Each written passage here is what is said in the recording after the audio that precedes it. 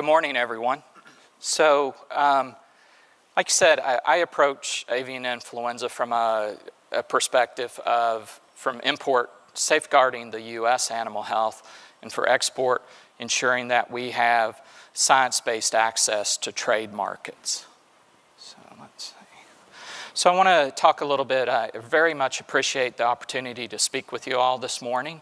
I know it's early here. It's even earlier back home in the States. But it's my first time in South Africa, so I enjoy the opportunity and look forward to the scientific exchange that you all have here at the meeting. So avian influenza, highly pathogenic avian influenza for us, was an extraordinary event. It was the largest animal health disease outbreak that we've had in the U.S., and it took a tremendous effort by our industry, state, and federal partners to address the situation.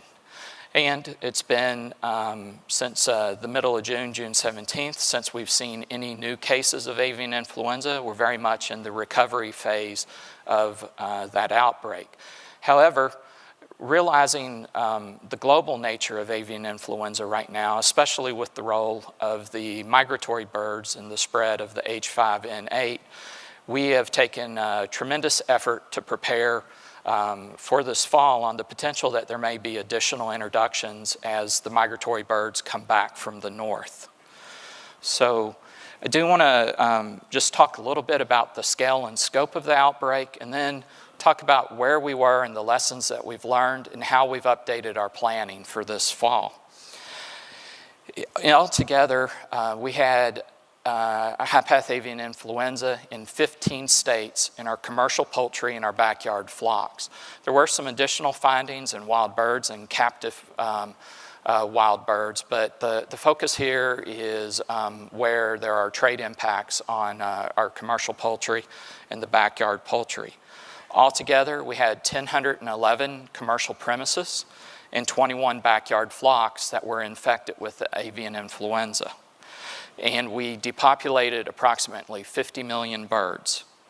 Despite the scope of that, and we've spent well over $500 million in our indemnity and our cleaning and disinfection and our response costs, you still have to put it in perspective on what it is within the United States.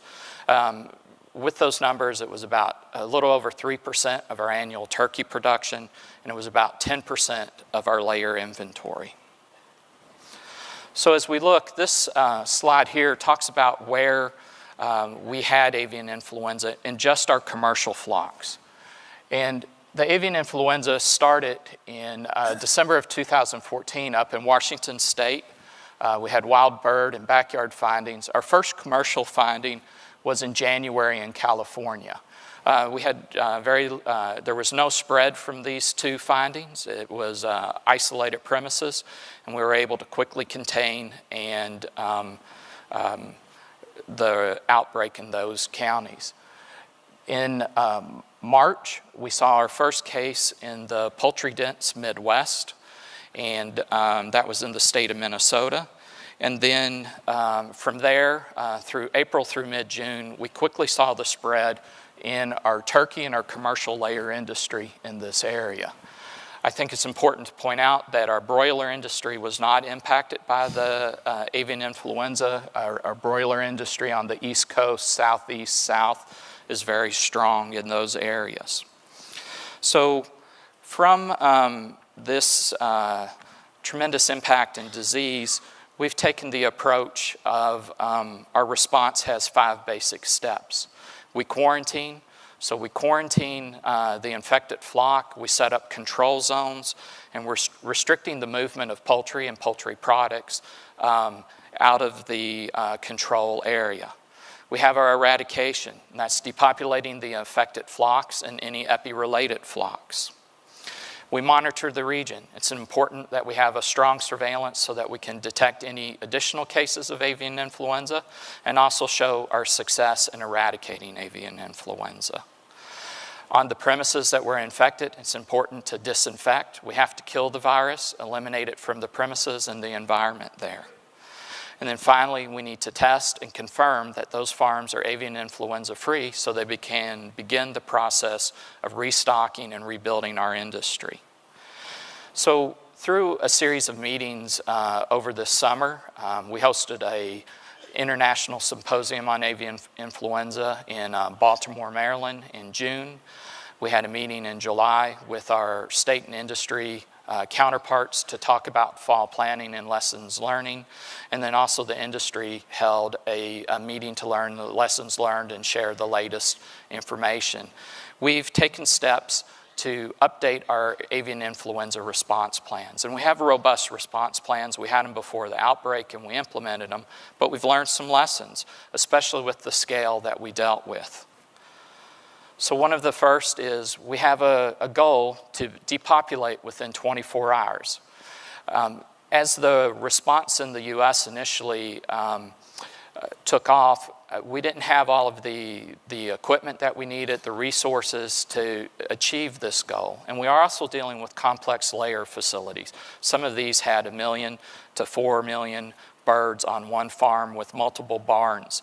And it was really difficult to quickly do the euthanasia. This picture here is an example of one of our turkey barns, and it's the use of foam. It's a very effective and quick tool.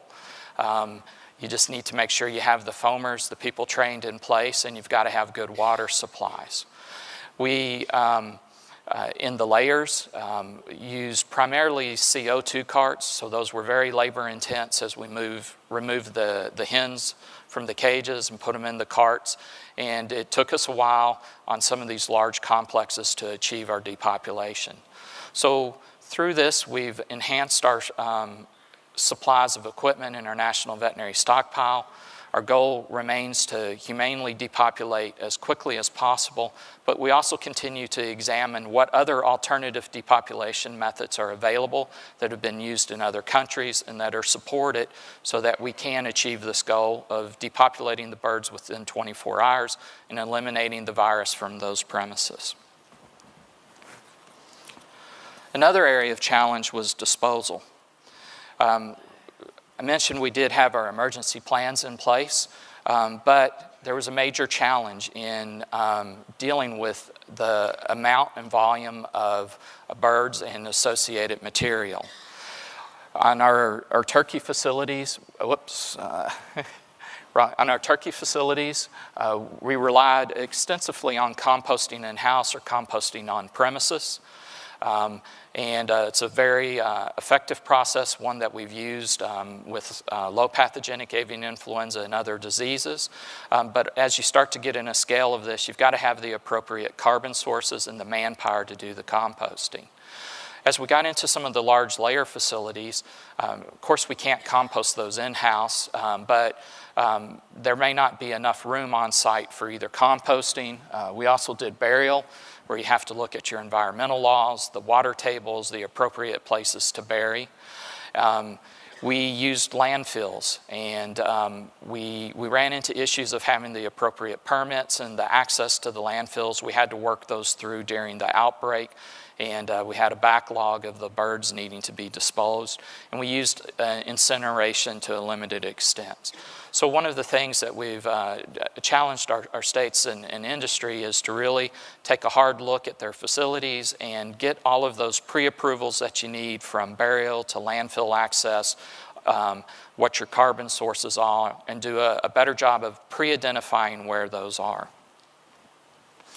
Another area, and this is really where we are in our response, I feel we're very much in the recovery phase of our highly pathogenic avian influenza outbreak. Like I said, we haven't had a case since June 17th, so we're in the final phases of cleaning and disinfection on these premises, and in fact, many of the producers are beginning to restock premises with birds. But some of the things that you deal with as you're cleaning, the traditional wet cleaning and disinfection, it's a very labor-intensive process. Many of the facilities are highly electronic, highly computerized, having to deal with that. So our focus coming into the fall is on virus elimination from these farms, and we'll use a variety of cleaning and disinfection tools, but a big one will be dry cleaning and using heat to eliminate the virus from the farms and follow up with testing to ensure we've been successful. Biosecurity. This is an important part, and ourselves and our industry groups in the U.S. are emphasizing all of the components that need to happen with biosecurity. It's very important that we prevent the entry of the disease onto the farms, but also into the barns. And we have to think about it a little bit different, and not just the farms, but the barns, each barn on the farm, and how we eliminate. So one of the things that we have seen, we definitely know through our epidemiology and our molecular genetics that there was a clear linkage to the wild birds and the migratory birds as they came down the migratory pathways. And in places like California, we didn't see any spread. We did have a reassortment with one of our North American low-path avian influenzas. And so the H5N2 was primarily what we dealt with in the Midwest. And while we have clear linkage with the wild birds, we also have epidemiology that shows that we had lateral spread. And we've done case studies with the industry, and we've done molecular genetic studies, and we've shown what some of the risk factors are. And those include trucks moving from farm to pick up dead birds. We've seen where families, one person works for one company and one person works for another company. And so, of course, when they come home, they're there together. So we've seen some links like that and emphasized some of the basic steps and the components. But it's not just enough to talk about biosecurity. Biosecurity takes work. It's costly. And so we are working, we're looking towards the fall as how we can have the producers, we're providing some biosecurity checklist, and that the producers can self-certify that they have taken the appropriate biosecurity steps to try and prevent avian influenza. During the future, there's a lot of talk on auditing and the effectiveness of an auditing program. And so I think we'll continue to see within our industry and our companies and within our approach a greater emphasis and a greater accountability on biosecurity.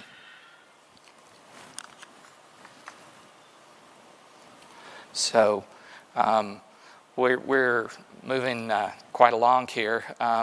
The next area I want to talk about is vaccination, and of course, with our host today, vaccination and the topic comes up. For us, vaccination is a very complex issue. At this point, we have not made the decision to use vaccination, but it is a tool in our toolkit for outbreak response.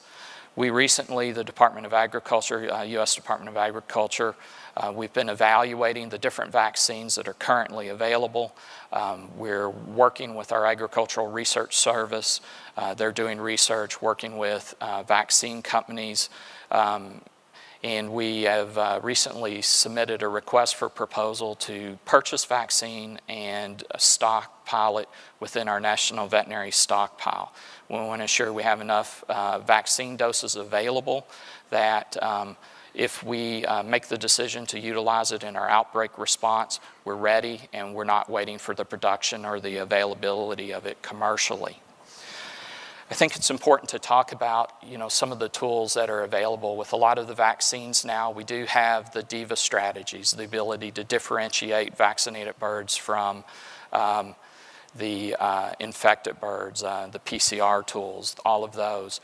Any approach we take will be tightly controlled. It will be under the state and federal regulatory authorities. It will be a controlled product.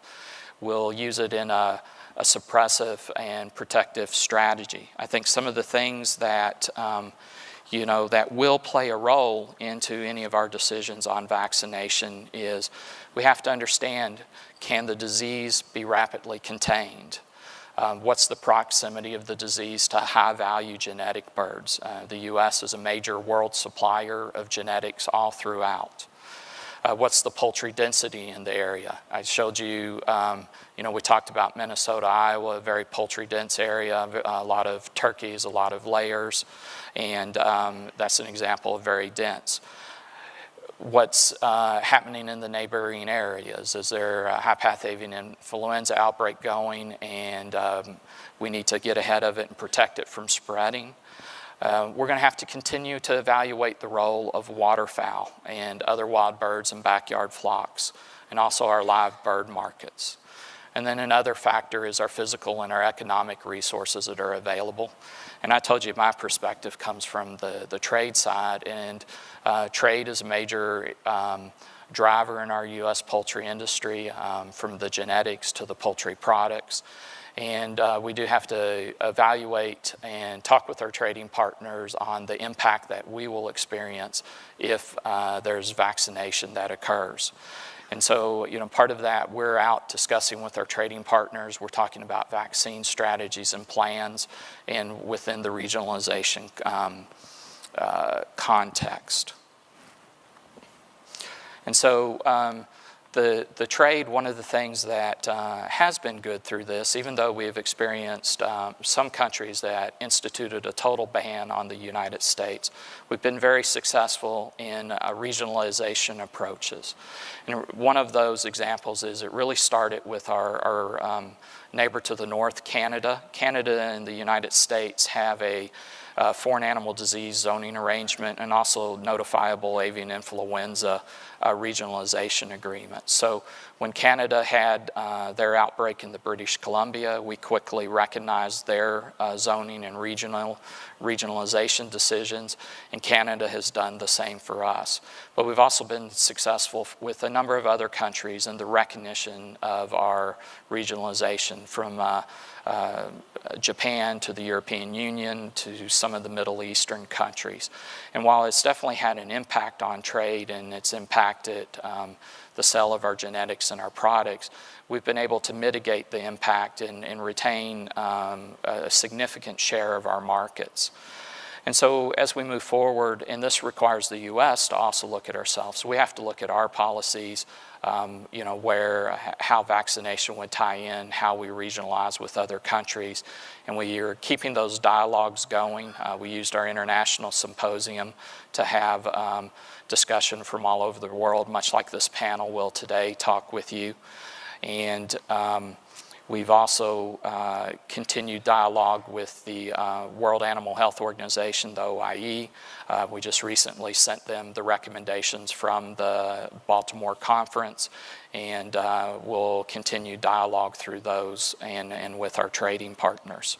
But it's an important part. We're a very global world, and we need to have a science-based approach on how we can safely trade products. And I think at times we need to rethink our risk from a zero risk to what a real science-based risk is, and how we can safely handle this. I mean, with our genetics industry and its tight levels of biosecurity, we've continued to supply hatching eggs and day-old poults throughout day-old chicks throughout the world, even in light of the avian influenza outbreak. So a few other things to just kind of wrap this up is some of our other planning activities. And we already talked about the migratory waterfowl and the global impact of H5N8. But we have started in July an enhanced wild bird surveillance program. Within North America, Canada, and Mexico are also doing enhanced surveillance. And we're looking at testing additional birds. We have targeted areas from years of avian influenza surveillance where we know particular gathering points and mortality events, but we're looking at several thousand birds to be tested. And it'll let us know how the viruses are moving across. We've got 4 flyways in the United States, how they're moving across the flyways and what the virus is doing. We know the H5N8. I talked about a reassortment with an H5N2. We also had a reassortment with an H5N1. This isn't the H5N1 that was in Asia, but it was reassortment with one of our low paths. And that one really, we only had a limited finding with that. So this will give real time. All of this information will be available for everyone so that we all can learn. And then that gives us the ability with our tools to move forward. I talked some about our national veterinary stockpile, and we're in the process of ensuring we've got the availability and the location of the equipment distributed in all of our poultry areas across the U.S. We're also in the process of hiring additional staff so that we can have more resources pre-trained and ready to go. I know right now we're in the process of hiring over 350 veterinarians and animal health technicians to supplement our response force. And then I think finally one of the key things is improved communication. Through this process, we have to remember for the producers that are being impacted in our industry that's being impacted by avian influenza, this is a major deal. It impacts their businesses, but they all care about animals, and they have to see the pain and suffering as avian influenza comes through and kills their flocks. And with incidents, there's lots of new people coming through, lots of change, lots of communication errors, and how we can have some consistency with case managers for flocks so people can deal with the same person throughout the process and have consistent information. We're working on fact sheets that everyone will know. So I have avian influenza. These are the steps that are going to happen. This is what the indemnity process is. This is what the cleaning and disinfection process is. So you can't do enough communication and outreach and the dialogue to have venues like this where we can talk about avian influenza and learn from each other's experiences and work to enhance our thinking moving forward. So with that, thank you. And